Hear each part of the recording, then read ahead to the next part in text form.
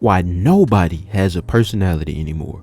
People, what up, what's good? It's your boy TwoCentz. As y'all can see, man, we have a very interesting topic, a video here for today from Erica Mallet, man.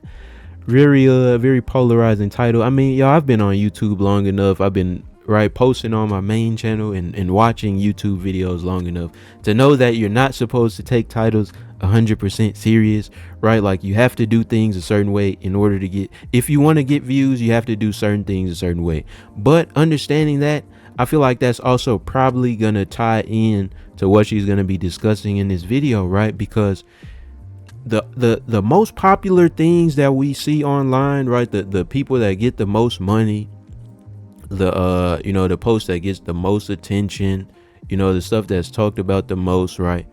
People are going to see that and they're going to want to emulate it because people want the money, they want the clicks, they want the attention.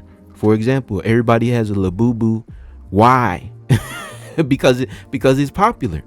You pull up a TikTok or Instagram video and they're doing that specific voice. Okay, so he's gonna draw with two hands. Wow, I can't believe he can draw Goku and Vegeta at the same time, right? That's what the algorithm rewards. So now everybody's making videos like that. You get what I mean? So I don't think it's not that people don't have personality anymore. It's just that the stuff that you see the most of is gonna be the same, just because these algorithms just work like that. But that's enough yapping out of me. 2 minutes and we haven't started. Let's get started. I can't be the only one that's noticed it. It. Everything is a repeat. Everyone is wearing the same outfit. Really popular recent, right, y'all? Like somebody you know what I'm saying, either a popular TikToker or somebody famous wore a fit like this, got a lot of likes, and now everybody else is doing it. That's all it is about, but that's just social media, bro. Everybody is not posting on social media. Everybody's unique. We all know that. But that again, bro, we're only going to see this because for some reason, this is what gets the likes. This is TikTok language and accent. Copy paste exactly what another person is doing. Okay? In videos and comment sections, people recycle the same joke over and over again. Then when you meet people in real life, they talk the same, think the same, move the same. Is it just me, or is it getting rarer? I don't know about the real life though. Yeah, I don't know about the real life. And rarer to come across something or someone that is truly unique. If you, like I said, not in real life, online, probably. you felt this too, you are not imagining it. Research says that uniqueness is on the decline, even in a time where we have more tools to express ourselves than ever before. So yes, something freaky is going on with people's personalities right now, and I'm starting to see what. But I'm also starting to see something else. The controversial tactics the most magnetic and interesting people are using to protect and develop their personality. I feel like she, you know what I'm saying? Like, it looked like she leaning in extra. I mean, hey, man. Shout outs to Erica, man. It's just like a weird position she's in. He's in a world that is begging them to be bland and beige. This story starts inside a prison. But this isn't just any old prison. This is a panopticon, a concept from the cooked brain of 18th century philosopher Jeremy Bentham. The panopticon has one central tower where a single guard sits, and around it a ring of cells without doors for the prisoners. Okay. Although it is physically impossible for one guard to see all cells at all times, Bentham theorized that the fact that they couldn't know when or if they were being watched at any given time would lead them to act as though they always were. Effectively, the panopticon was a way to get prisoners to eternally behave. Because you guys, and I know she's tying this into a point that she's trying to make, and I'm kind of off topic by saying this, but it's crazy the amount of, different types of tortures, psychological warfare that humans have developed, as opposed to trying to make the world a better place for everybody. We'll rather do this. I'm not gonna get off topic though. they would begin to surveil themselves. The panopticon was actually built and trialed a few times, but it's mostly been cut because critics say that it's, I don't know, psychological torture. So the panopticon is most relevant today as a metaphor for where we're at today with identity in a digital society. So there have never been more ways for us to be observed, and definitely Right. never at such a scale. We are constantly being clipped, streamed, quoted. We film our friends, we film ourselves, we Ooh. film strangers. You can double drop a few too many hard candies at a festival on Saturday His name's Daniel. and become a global meme by Sunday. For a while, everyone was trying to work out why Gen Z wasn't drinking as much, until they realized that 49% of them say that their online image is always at the back of their mind when out socializing, with 76% of them saying it's important to feel in control at all times. And I don't blame them, because they know that a single upload from a frenemy could be the difference between a fun night out and eternal shame. At any time, anywhere, with anyone, we can be watched. And just like the prisoners in the panopticon, we don't know when exactly. So we are beginning to internalize that surveillance. This is changing our behavior. And yeah, that seems like a problem. I don't want to get hung up on drinking. I don't know if that's the only reason though, right? Like, I don't know. I mean, y'all know we do a lot of videos on fast food over here and sometimes health. Like, maybe people are just more aware of like the damages as well. But like I said, y'all, that's not what she's trying to get at. So I'm not gonna hang up on it. Yes, we aren't getting shit-faced and grinding to the yin-yang twins like we used to. But it goes deeper than that. Because if constant surveillance is changing how we act, what is it doing to who we are? Enter another old dead guy, Erik Erikson. He's pretty much the pioneer of identity psychology. And he said that identity isn't something you're born with, it's something you build brick by brick through a defined process. In today's terms, Erikson's process of identity formation is pretty much 1, fuck around, and 2, find out. The fuck around bit is what Erikson called identity moratorium. This part of the process is all about experimentation, exploration. It's where you try on beliefs, roles, ideas, hats. You watch anime, get involved in politics. Convince yourself that you like the Smashing Pumpkins because maybe that will finally make Zach Talos notice you. It doesn't. It's chaotic, vulnerable, cringy, and it's really, really essential, because then and only then can you enter the next phase, finding out, or according to Erikson, identity achievement. This is where you synthesize everything that you learned in the first phase and stitch it together to commit to a clear and coherent self. That is the process that forms a unique personality. Today, this process is being blocked. Remember the panopticon? The reason it seems like people don't have personalities now isn't because they're any less interesting or human. It's because they're not fucking around. Right. And why not? Again, bro, we hung up on clout, money, likes. We care so much about what other people think, to the point where we don't want to dress differently, because if I don't put on the white t-shirt and the baggy pants, you know, I'm lame. Or if I don't got then I'm lame, right? Like, so like it's a whole bunch of reasons. Like I said, at least I feel this way online.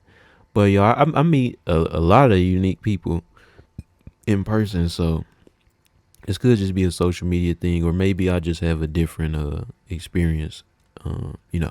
So how can they possibly find out? Instead, we're opting for what's safer. Personality archetypes that have already been vetted and accepted by our feeds and our TVs. Echoes of beliefs and opinions and identities that don't ruffle feathers. And this isn't just me theorizing either. A recent study of over 1 million people found a striking decline in people's desire to stand out and be unique. So in this study, researchers defined you as unique if you had 3 things. Number 1, a lack of concern about other people's opinions. Number 2, a willingness to break rules. And number 3, a tendency to defend personal beliefs publicly. Word. I wonder if there's something else that they could have put in here, as opposed to you know, a lack of concern about other people's opinions. Because even because everybody cares about someone else's opinions. It's just, do you care to the point where it hinders you from being yourself, or hinders you from you know, trying out something that you want to try out? But I think these are 3 pretty I guess I'd say like good ways to define uniqueness. And across all these things, they found a decline. In fact, people's need for uniqueness is at a 20-year low, with the general sentiment being that you need to be incredibly careful about what you're posting. It might be best to keep quiet and not stick out too much. And this explains why people we look up to in culture feel so magnetic. They are the rare few who have learned how to define, protect, and amplify their personality in a world that is constantly pressuring them to blend in. And by the way, this is the exact thing that I help creators and public figures do: find their magnetic edge in a flooded market and build an audience that actually cares. I'm going to leave a link in my bio if you want to go deeper into how to do that with your own brand. But let me get one thing straight. Having an aversion to standing out is not shameful or unusual. It's actually, from an evolutionary perspective, smart.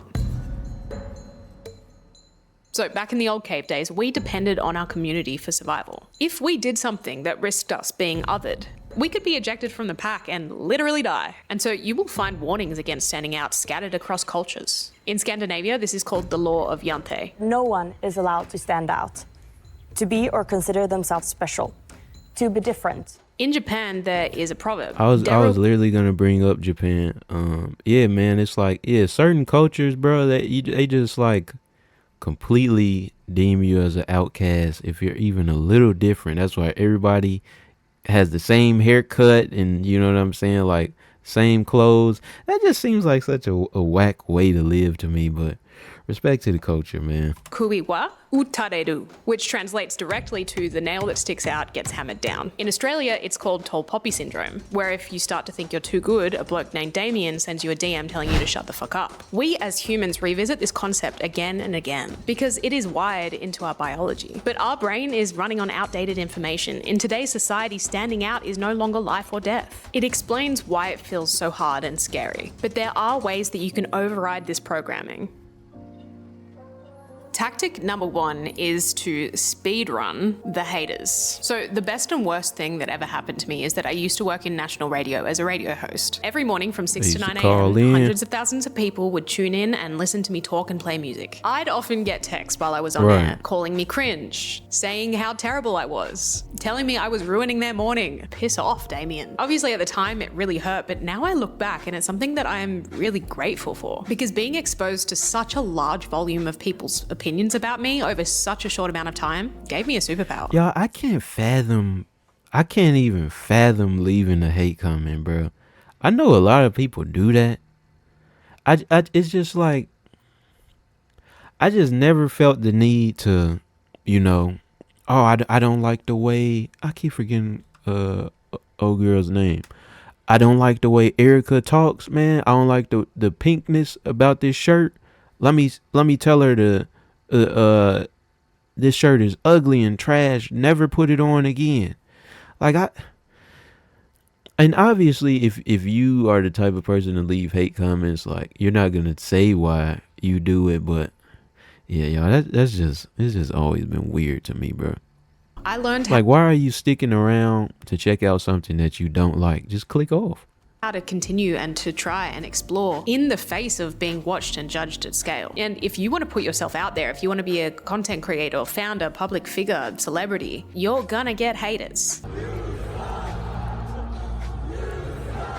That's why you should speedrun the process by creating content. It's one of the quickest ways to be exposed to mass perception. And that mass perception is the quickest way to learn how to not give a fuck. It's one of the most underrated self-development tools out there. The second controversial tactic is to lean into your personal contradiction. So here's the thing about the world's most magnetic personalities. They have turned a thing that they could have thought they were weird and wrong for into their magnetic edge. This is actually one of the most essential ingredients that celebrities use to build cult-like audiences. For example, The Rock is a big tough guy, but he's also a sook. Gordon Ramsay is an angry dude. You fucking donut. But he's also really kind and gentle when I want to say something about the celebrities point, you guys. I feel like you know, there's definitely been a shift of celebrities are not idolized in the same way that they were as opposed to in the same way that they were like even 10 years ago, right? Like, I feel like there's kind of been a culture shift, like you know, like rappers and you know, movie stars, right? Like, people like streamers and content creators more like it's like people like Kai Cenat and stuff are like getting idolized. Like celebrities are using streamers, you know, to like promote their stuff.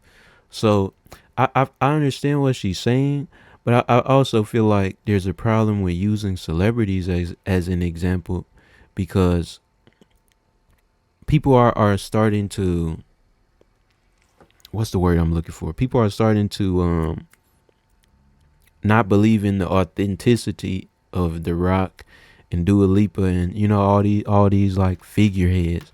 So, but I mean her point still makes sense. Matters.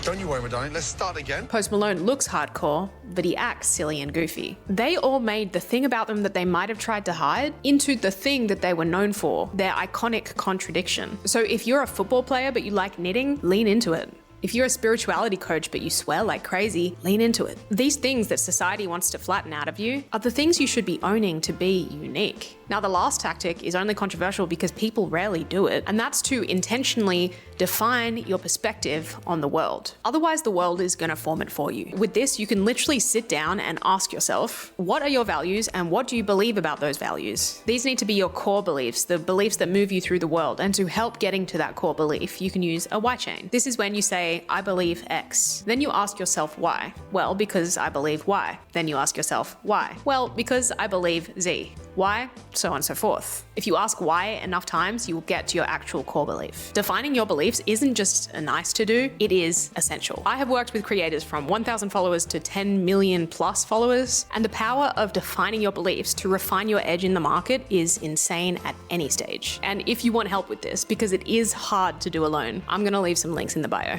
Okay, bye. All right, I need some help, man. I only got 190 subs. Erica, tap in with me. But shout out to Erica Mallet, man. Hope y'all enjoyed the video. Go subscribe to her. Subscribe over here, like the video over there, like over here. As always, it's your boy 2Centz. Say it with me. TCZ. We out.